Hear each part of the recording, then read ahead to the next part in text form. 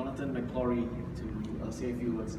Jonathan has worked in London for many years in the niche field called place branding, and in a subset, an even smaller subset of that, soft power.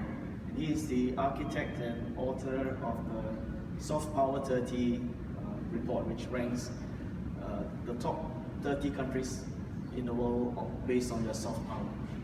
I think for Jonathan, his cuisine of choice is probably continental, and his drink is white wine, and the conversations about Singapore are no less scintillating. Jonathan. Thank you very much. Thank you very much, and I hope you'll forgive me for being a bit overly formal in using the podium, and also being a bit overly formal. I have prepared remarks which is out of character for me, but I've actually just flown back from London, and I really didn't trust myself hobbled by jet lag to deliver my remarks extemporaneously. So the first thing I want to say is congratulations for the new book. As Yasser said, it's an absolutely brilliant read, really important for any student of nation branding. My area of expertise is soft power, and I've been working on a research project around soft power going back to 2010, where I started working on it in the think tank world, and then trying to really transform what was quite an academic exercise into something a bit more practical for policymakers to use. So as you might have gathered, I am not a native Singaporean, though I am someone who understands the brand of Singapore, having been attracted to Singapore, so much so that I now call it home.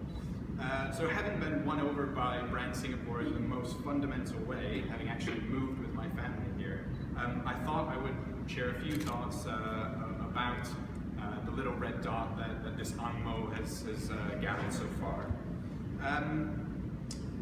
So just to give you a bit more insight of my background, like I said, I specialize in soft power and nation branding, and I lead Portland's annual Soft Power 30 research project. Now, soft power is a concept that was developed by Joseph Nye, the Harvard academic, and he used it to describe the act of one country changing the behavior of another country through attraction and persuasion. In many ways, nation branding and soft power are intimately linked, and the building blocks of a solid nation brand really rest on soft power. The sources of soft power, as Nye has set out, are really three main pillars.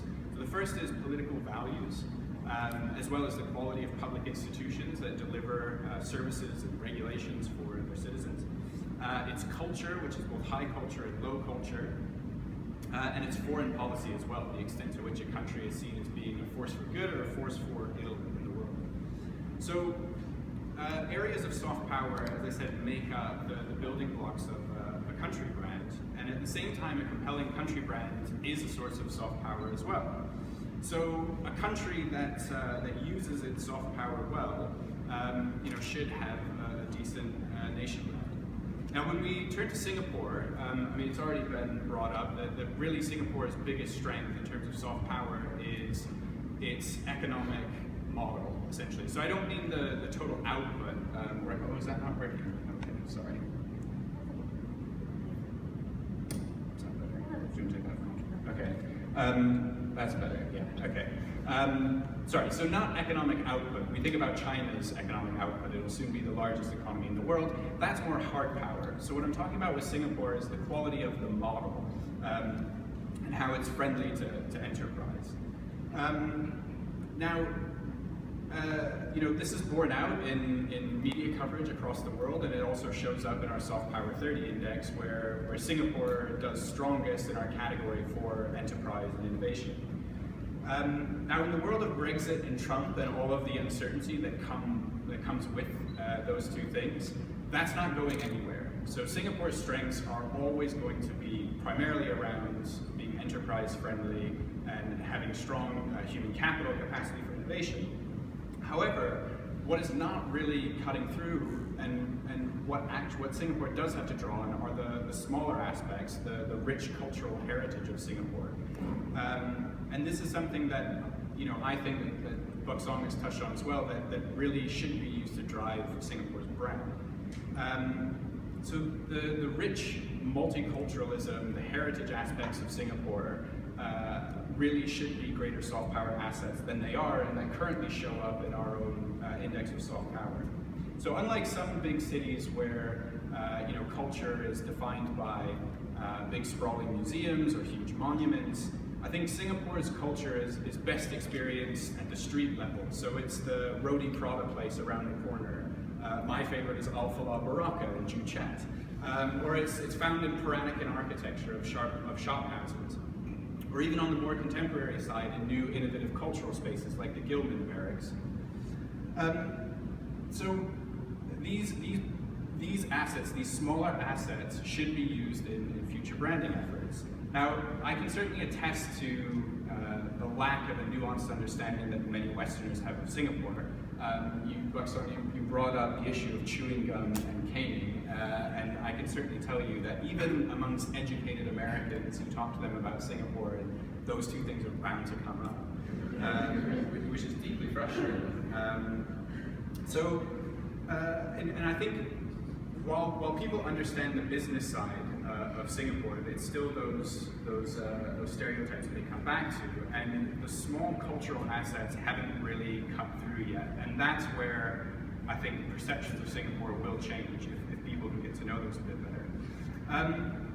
The other thing to say is that we now live in a world where headlines and even some politicians are stoking anti-immigration and advocating protectionism. That globalization is a good thing is no longer seen as a given fact, but it's hotly debated. Multicultural cities, certainly like London, are now held up as hotbeds of extremism and discontent rather than being celebrated as a good thing. So amidst this changing landscape, I think it's up to Singapore to be an advocate for what ultimately is core to its identity. And on the macro level, it's economic openness and free trade, being a champion for that. But at the micro level, it's being a passionate advocate for the benefits of multiculturalism and religious tolerance, which you see around the city. But I think that last aspect of Singapore, which is so important and should be used to much greater effect, is that it's hard to explain that to somebody who's never been to Singapore. And I think, in some ways, attracting more tourists to get them here, to get them to see these things is really important. So what next for Brand Singapore? Well, improving global perceptions of Singapore requires a holistic branding effort that incorporates a range of soft power assets. In fact, I think Singapore needs to be much more proactive in projecting its brand. And I envision this taking place primarily through digital diplomacy. So the effective use of digital communications platforms allows the threads of smaller stories like the Roti Prata place, like multiculturalism, like religious tolerance. Those threads weave together a compelling narrative that cut through beyond this is a great place for business and trade. Likewise, good branding requires authenticity and transparency. So large-scale campaigns are completely ineffective if they don't line up with the beliefs and perceptions of the local population. And any cracks between what Singapore might try and tell the rest of the world and what Singaporeans actually believe and think will show up immediately, and the campaign will just fall apart for being, fake and inauthentic.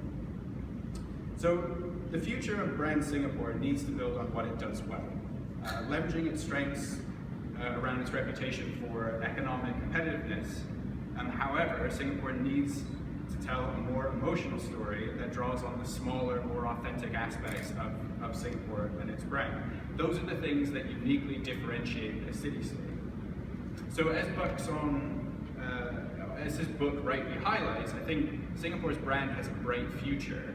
And I suppose it's a good thing that we're singing from the same hymn sheet as we say in Britain, that we both think it's the multiculturalism and religious tolerance that needs to come through more clearly in projecting Brand Singapore. The economic side of things isn't going anywhere, and that's well established. It's moving beyond purely economic case, the technocratic miracle that is Singapore, and getting the story of multiculturalism and the authentic aspects of the country more into the global limelight. So I'd like to commend Buck Song's book. Congratulations again.